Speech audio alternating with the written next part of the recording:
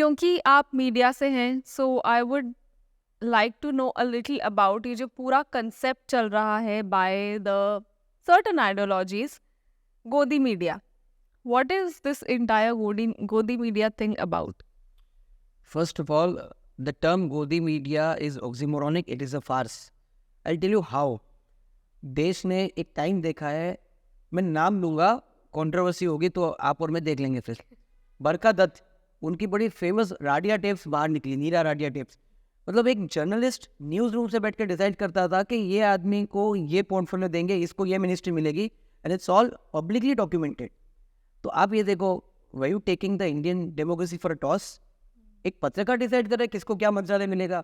और democracy concept जो हम समझते हैं कि मैं ज़मीन से लोगों से जुड़ा हूँ, मैं लड़के नेता बनता हूँ और मेरी पॉपुलैरिटी, मेरी स्ट्रेंथ देख के मुझे मिनिस्टर बनाया जाता है. और एक पत्रकार डिसाइड कर रहा है कि किसको कितनी दलाली देख के किसको मंत्रालय देंगे. ये हो गई एक बात. दूसरा, यही बरखा दत्त की अगर मैं बात करूँ, बरखा जी का मैं पर्सनली एडमायर हूँ, उनके जर्नलिज्म का, उनके एजेंडा का नहीं. इन्हीं की बात करें तो not much long ago Bombay में जो टेररिस्ट अटैक हुआ था, ये लाइफ फिट दे रही है सब लोगों को क्या हो रहा है क्या नहीं.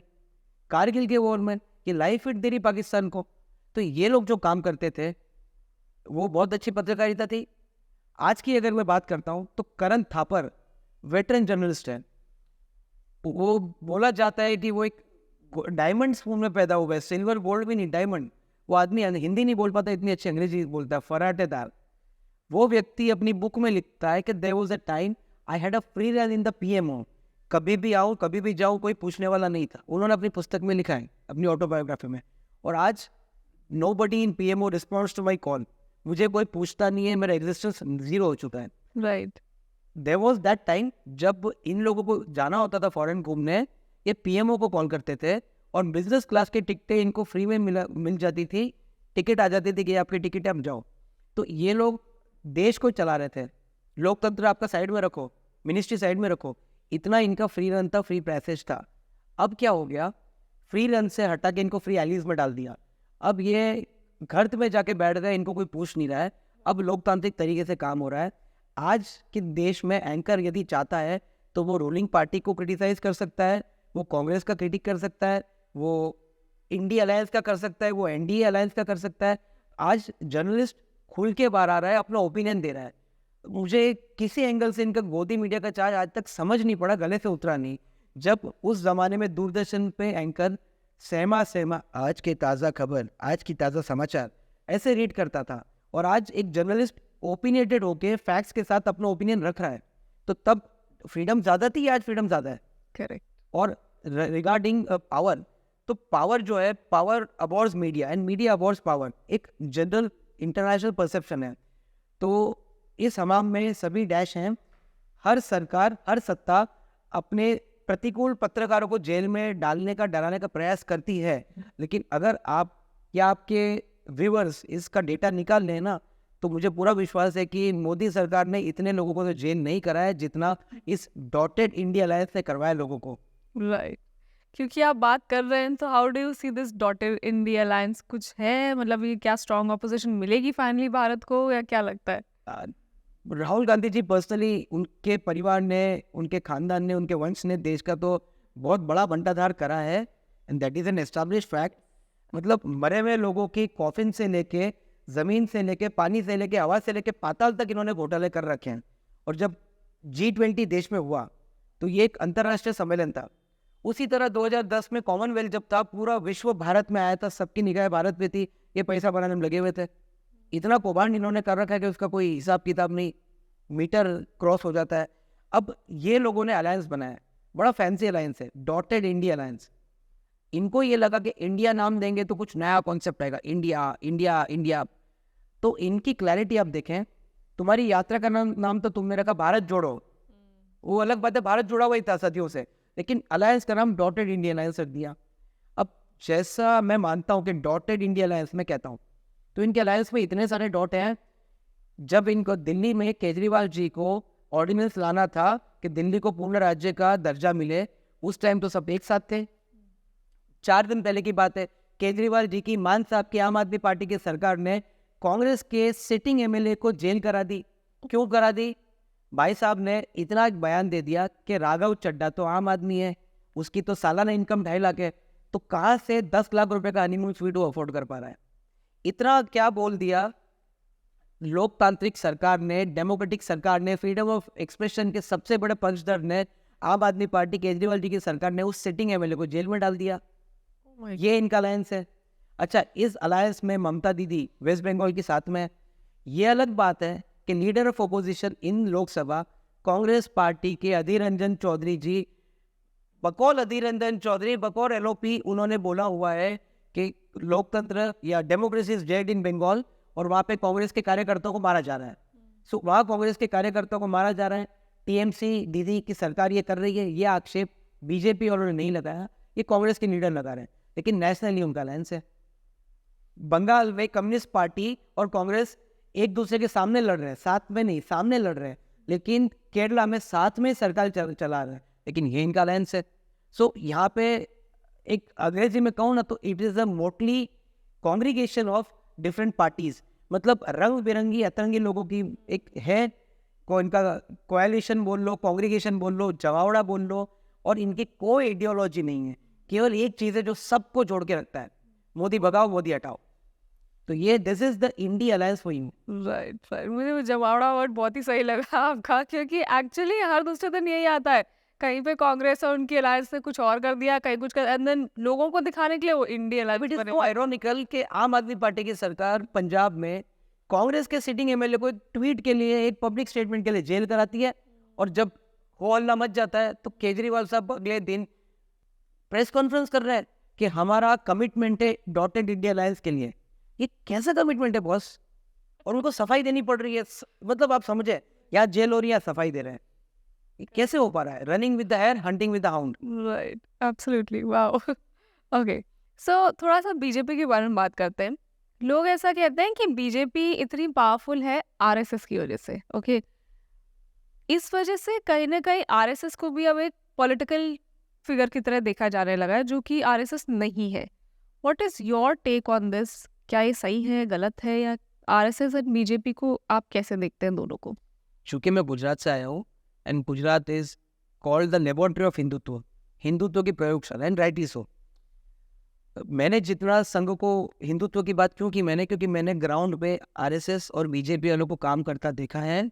कोरोना में उनके साथ काम करने का सौभाग्य मिला है, उसके पहले भी काम किया है मैंने, ऑफ कोर्स सामाजिक तौर पे, पॉलिटिकल तौर पे नहीं। What I have seen is, यदि एक वर्ड में मैं बोलूँ तो RSS to me is an idea. RSS एक आइडिया है।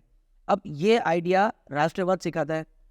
अब इस आइडिया ने कुछ संघ के कार्यकर्ताओं को, स्वयं सेवकों को कंपेल किया कि हमको पॉलिटिकल इन्फ्लुएंस और पॉलिटिकल स्मेयर में जाना है राष्ट्रवाद और हिंदू समाज के विषयों को लेके, तो बीजेपी बन गई। इस आइडिया से जर्मिनेट हुआ कि जितने प्रोफेशनल पढ़े लिखे हिंदू हैं उनको यूनाइट करना है, तो वीएचपी बन गई। अब ये चीज़ पर ध्यान दीजिएगा, वीएचपी का एक विंग है बजरंग दल, और उस वीएचपी का स्टूडेंट विंग है एबीवीपी। लेकिन आज भी 85% if not more but 85% media ये रिपोर्ट करता है the student wing of BJP ABVP. ABVP autonomous body है, बीजेपी ऑटोनोमस बॉडी, इनका कोई कनेक्ट नहीं है। इनका फाउंडिंग आइडिया संघ से आता है, लेकिन लोगों में इतनी भ्रांतियां हैं। As I said, RSS is an idea, तो आइडिया को you have to live an idea. आपका आइडिया मैं समझ नहीं पाऊंगा, मुझे उसको जीना पड़ेगा, उसको विजुअलाइज करना पड़ेगा। तो संघ को जानना है, संघ में आना है। ये मोहन भागवत जी ने, जो अभी सरसंघचालक है, आम भाषा में आरएसएस प्रेसिडेंट है, उन्होंने कहा था।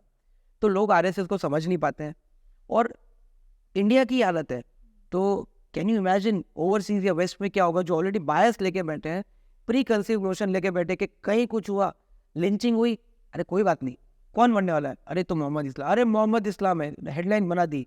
Hindutva, fascist wing, political wing RSS, उनको समझ ही नहीं है। जब भारत के लोग नहीं समझ पा रहे तो वो कैसे समझेंगे? तो आरएसएस के आइडिया से प्रेरित होकर बीजेपी बना है। अब प्रेरित होकर, मैंने कहा, उनका डायरेक्ट एफिलिएशन मैं नहीं देखता। और उसके बाद लोग आक्षेप लगाते हैं कि आरएसएस पॉलिटिकल विंग है, आरएसएस पॉलिटिकल है। आरएसएस, आपके ऑडियंस के लिए बता दूं, आरएसएस भले ही विश्व का सबसे बड़ा संगठन है, बट आप भी जानते होंगे it is not officially registered. Idea registered कैसे होगा? तो विचार है, उस विचार से प्रेरित होकर बीजेपी रजिस्टर्ड है, भारतीय मजदूर संघ रजिस्टर्ड है, वीएचपी रजिस्टर्ड है, और अन्य कई सैकड़ों संगठन रजिस्टर्ड है। आरएसएस एक विचार है। अब बीजेपी कुछ भी करता है तो आरएसएस प्रयास करता है कि भाई हम कार्यकर्ताओं को, जैसे आपने कहा पीडी, पर्सनैलिटी डेवलपमेंट, कार्यकर्ताओं को राष्ट्रवाद से ओतप्रोत होकर उनको राजनीतिक क्षेत्र में भेजेंगे। लेकिन वहाँ जाके यदि कोई फला व्यक्ति करप्शन करता है, RSS is not to be held accountable for that. वहाँ जाके कोई बहुत रेडिकल स्टेटमेंट देता है तो उसके पीछे भी कोई आरएसएस का हाथ नहीं है। आरएसएस ने बेसिक अपब्रिंगिंग देके अदिति को छोड़ दिया।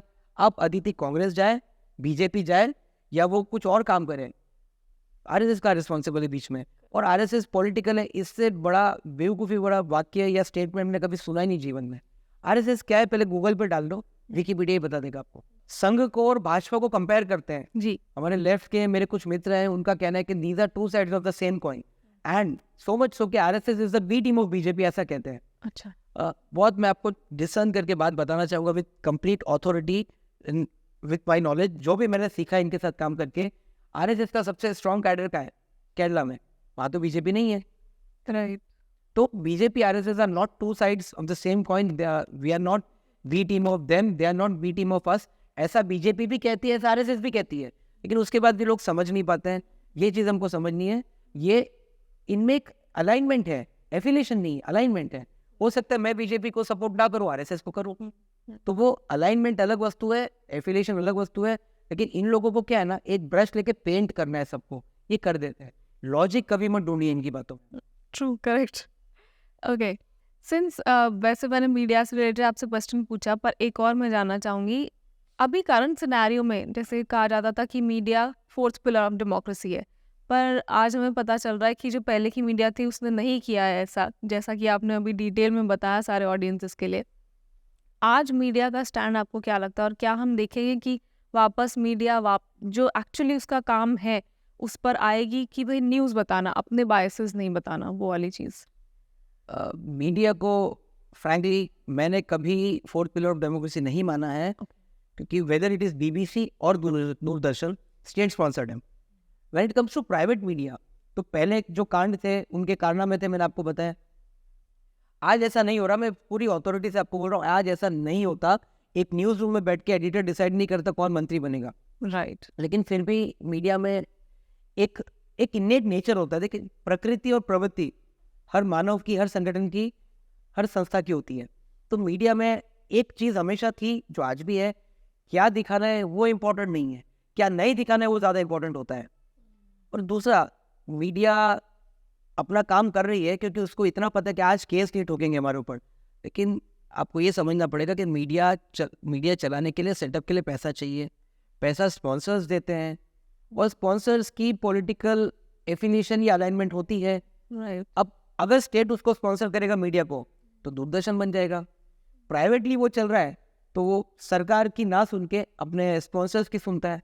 हो सकता है स्पॉन्सर्स कोई पार्टी से एफिलिएटेड हो या अलाइंड हो। तो मीडिया के लिए ये भाव तो हमेशा रहेगा ही। और यदि मीडिया को 100% इंडिपेंडेंट होना है तो उन्हें क्राउड फंडिंग करनी पड़ेगी। और एक कॉर्पोरेट लेवल पे क्राउड फंडिंग या कॉर्पोरेट बैकिंग करना वायबल और पॉसिबल नहीं होता। ये सारी प्रॉब्लम्स मीडिया को हमेशा थी, है और रहेंगी। और मैं कभी फोर्थ पिलर नहीं मानता था, ना मानता हूँ, ना आगे भी मानूंगा।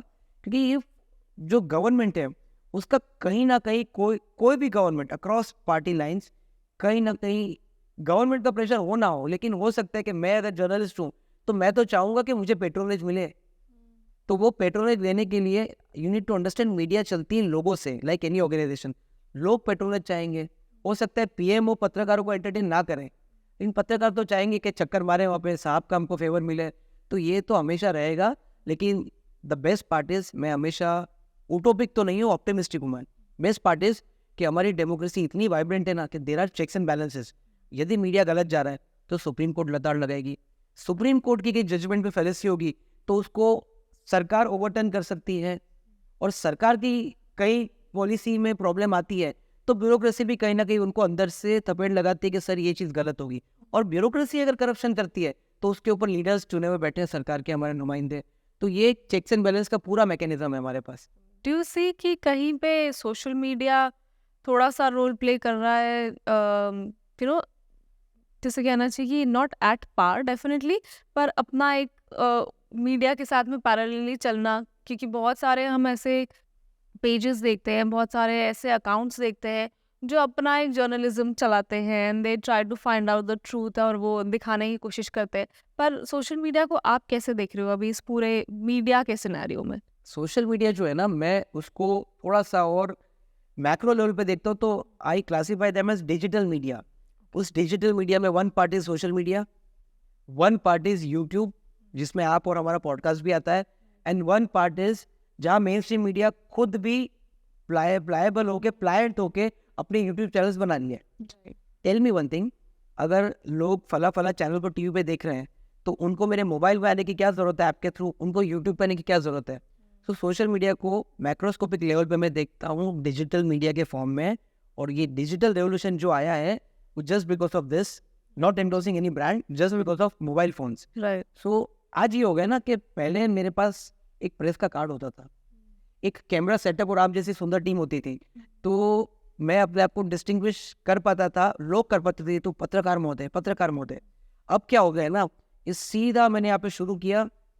मैं अभी की बात बता रहा हूँ, मैं स्टेशन पे था, कुछ गंदगी थी, फटाक से फोटो लिया, रेल मदद ऐप में डाल दिया, और सरकारी अधिकारी का फ़ोन आ गया और उन्होंने क्लीन करके मुझे फ़ोन भी कर दिया कि सर वो साफ़ हो चुका है। सो ये जो सिटीज़न अवेयरनेस, सिटीज़न विजिलेंस और सिटीज़न एम्पावरमेंट, ये तीन चीज़ें डिजिटल मीडिया और सोशल मीडिया से आई है। आज ये है कि बहुत सारे मेन स्ट्रीम मीडिया हाउस चूँकि डिजिटल रेस में आ गए, नोएडा में बैठ के एक स्टूडियो से यहाँ वहाँ से उठा के डाल देते हैं, लेकिन सूरत स्टेशन पे खड़ा हुआ एक युवराज ने फोटो डाल दिया, वीडियो डाल दिया, हो सकता है वायरल हो जाए। बिहार के गया में से एक लड़के ने वीडियो डाल दिया कि यहाँ 150 साल पुराना छोटा सा मंदिर है और वहाँ पे किसी ने डेसिक्रेशन कर दिया, या किसी माइनॉरिटी, और अगर स्पेसिफिक बोलूँ तो फला फला क्रिश्चियन या मुस्लिम लोगों ने आके मीट का पीस डाल दिया मंदिर को डेसिक्रेट करने, तुरंत वो वीडियो वायरल हो जाता है और गॉड नोज कैसे क्या, लेकिन इतने अवेयर सिटीजन हो चुके हैं कि वहाँ के एसपी को, डीएसपी को, सबको टैग कर देते हैं, गवर्नमेंट उसका कॉग्निजेंस ले लेती है, केस हो जाता है। तो ये जो चेक्स एंड बैलेंस में है ना, मैं इसमें सोशल मीडिया को बहुत अधिक इसका रोल देखता हूँ। कहाँ की गांव खेड़े की स्टोरी, कितनी स्टोरीज मेरे सिटी की मुझे नहीं पता होती है, लेकिन मैं ट्विटर पे देख लेता हूँ स्टोरीज, और वहाँ बहुत अच्छे से स्टोरी आ जाती है। और बहुत सारी स्टोरीज है जो सोशल मीडिया से ही ब्रेक हुई है। तो सोशल मीडिया का फोर्थ पिलर अगर मैं मानूँ तो मैं सोशल मीडिया और डिजिटल मीडिया को मानता हूँ, not the mainstream media, क्योंकि to tell you a harsh reality, Twitter पे स्टोरी ब्रेक होती है, व्हाट्सएप पे अगर कुछ चीज़ें आती है उसको मेन स्ट्रीम मीडिया उठा रही है आज के दिन। राइट।